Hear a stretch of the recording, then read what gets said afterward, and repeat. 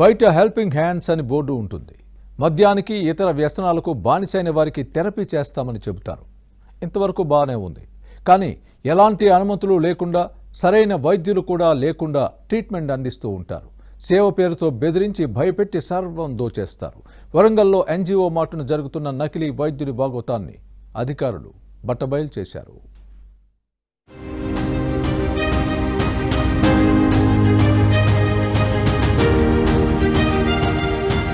ఉమ్మడి వరంగల్ జిల్లాలో నకిలీ డాక్టర్ల హవా సాగుతోంది. ఎలాంటి విద్యా అర్హతలు లేకుండానే క్లినిక్లు నిర్వహిస్తున్నారు.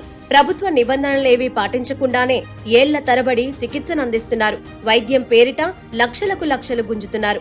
డిఎంహెచ్ఓలు తనిఖీలు చేసి షోకాజ్ నోటీసులు అందించినా, కొన్నింటిని సీజ్ చేసినా పెద్దగా మార్పు రావడం లేదు.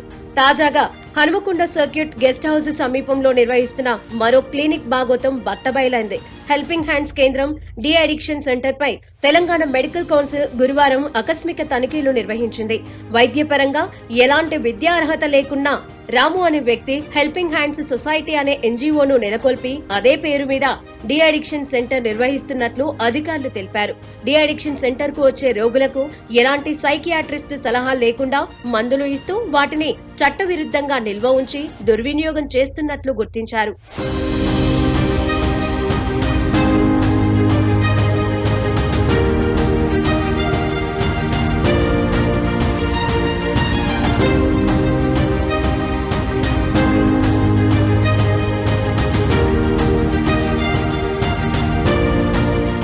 ఆరోగ్య శాఖ నిబంధనలకు విరుద్ధంగా ఎన్జీఓ సంస్థను నడిపిస్తూ ఆల్కహాల్ బాధితులకు తగినట్లుగా వసతులు మాత్రం కల్పించలేదు. ఎన్జీఓ పేరుతో కేంద్ర ప్రభుత్వం నుంచి లబ్ధి పొందుతూనే బాధితుల నుంచి కూడా డబ్బులు వసూలు చేస్తున్నారు. అందుకు ఒక్కొక్కరి నుంచి రోజుకు 500 రూపాయలు ఛార్జ్ చేస్తున్నారు. అంతేకాదు 50 మంది ఉండే హాల్లో 80 మందిని పెట్టి వైద్యం పేరుతో నరకం చూపుతున్నారని రోగులు వాపోతున్నారు. నాకు ఫిట్స్ వచ్చింది సార్, కట్టేసి కొడుతుండ్రు, ఏమన్నా అంటే లొలి చేస్తాండు అది ఇది అని అంటాండ్రు, కట్టేస్తాండ్రు, మస్తు కొడతాను సార్.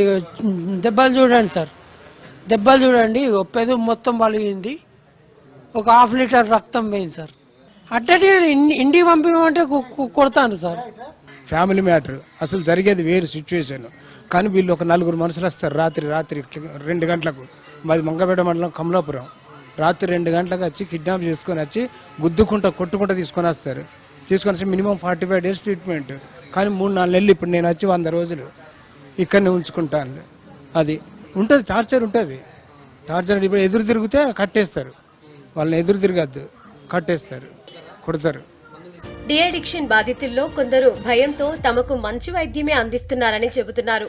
వారం రోజులు సార్ వచ్చి ట్రీట్మెంట్ మంచిగా ఉంది సార్, మంచిగా ఉంది. అందరిని మంచి కాపాడుతాం, కావాల్సుకొని బయట బదలాం చేస్తారు, కొడతలేరు సార్. ఇక కొంతమంది చెప్తారు అంటే కొంతమంది కావాల్సుకొని చెప్తారు సార్, కావాల్సుకొని చెప్తారు. చాలా మంచివాడు సార్, ఎందుకంటే నేను చనిపోయేటోని నన్ను బతికించండు. కావాల్సుకొని కొంతమంది ఏదో ప్రభావంగా చేస్తారు సార్. ఇక్కడ కొంతమంది బాధితుల ఫిర్యాదుతో మెడికల్ కౌన్సిల్, డ్రగ్ అధికారులు సంయుక్త దాడులు నిర్వహించారు. ఎలాంటి అనుమతులు లేకున్నా డి అడిక్షన్ థెరపీ పేరుతో మానసిక రోగులు, మద్యానికి బానిసైన వారికి 25 ఏళ్లుగా వైద్యం చేస్తున్నట్టు అధికారులు గుర్తించారు. ఈ కేంద్రంపై జిల్లా వైద్యాధికారి అప్పయ్య కూడా తనిఖీ చేశారు. నిబంధనలను ఉల్లంఘించినట్టు గుర్తించి షోకాజ్ నోటీసు ఇచ్చారు. వెంటనే సమాధానమివ్వాలని ఆదేశించారు. పూర్తి స్థాయి దర్యాప్తు అనంతరం నకిలీ వైద్యుడు రాముపై చర్యలు తీసుకుంటామని, ఎన్ఎంసీ చట్టం 3454 ప్రకారం కేసు నమోదు చేయనున్నట్టు అధికారులు వెల్లడించారు. Helping hand de addiction centre పేరు మీద ఇక్కడ డిఎంహెచ్ఓ నుంచి డిసెంబర్లో ఎక్స్పైర్ అయిపోయినప్పటికీ కూడా, పర్మిషన్ ఎక్స్పైర్ అయిపోయినాక కూడా ఒక 50 మందికి పర్మిషన్ తీసుకొని సుమారుగా ప్రతిరోజు 80 నుంచి 110 మందిని ఇన్హౌజ్ పేషెంట్లను ఉంచి ట్రీట్మెంట్ ఇస్తున్నట్టుగా మాకు కంప్లైంట్ వచ్చింది. వీళ్ళు ఏంటంటే ఇక్కడ ఎటువంటి క్వాలిఫైడ్ డాక్టర్ ఉండరు. సైకియాట్రిస్ట్ గైడెన్స్లో ట్రీట్మెంట్ జరగాల్సింది కాస్త వీళ్ళే సొంతంగా ఎవరైతే ఈ రాము అనే అతను డి అడిక్షన్ థెరపీలో సమ్ పీజీ కోర్స్ చేసినట్టుగా ఉంది. అతను డాక్టర్ అని పేర్కొంటూ తనే ట్రీట్మెంట్ ఇచ్చుకుంటూ ఉన్నాడు. అతను యాక్చువల్గా థెరపీ మాత్రమే చేయాలి. థెరపీ అంటే వాళ్ళకి సపోర్టింగ్ ఇవ్వాల్సింది కాస్త ఇతనే డాక్టర్ లాగా ట్రీట్మెంట్ చేస్తూ ఉన్నారు. డ్రగ్స్ అండ్ కాస్మెటిక్ చట్టాలకు విరుద్ధంగా, నార్కోటిక్ చట్టాలకు విరుద్ధంగా ఆ స్టాక్స్ కూడా వీళ్ళు మెయింటైన్ చేస్తూ ఉన్నారు. ఇదిలా ఉంటే తమ ఎన్జీఓపై కొందరు కక్షగట్టి ఇదంతా చేస్తున్నారని నకిలీ వైద్యుడు రాము అంటున్నారు. ఇది రెగ్యులర్గా మమ్మల్ని మానిటర్ చేసి ఈ ప్రోగ్రామ్ డెవలప్ చేయడానికి మాకు సపోర్టివ్గా తయారు కావాలి వాళ్ళు. ఎందుకంటే ఒక వ్యవస్థను కాపాడే కోణంలో మినిస్ట్రీ ఆఫ్ సోషల్ జస్టిస్ ఇలాంటి డిఅడిక్షన్ సెంటర్స్ని డెవలప్ చేయడం జరిగింది. ఇప్పుడు మా దగ్గరికి బెడ్స్ లేకున్నా కూడా ఎక్కువ మంది వస్తున్నారు. కొన్నిసార్లు అవస్థలు పడుతూ వాళ్ళని అడ్మిట్ చేసుకోవట్లేదు.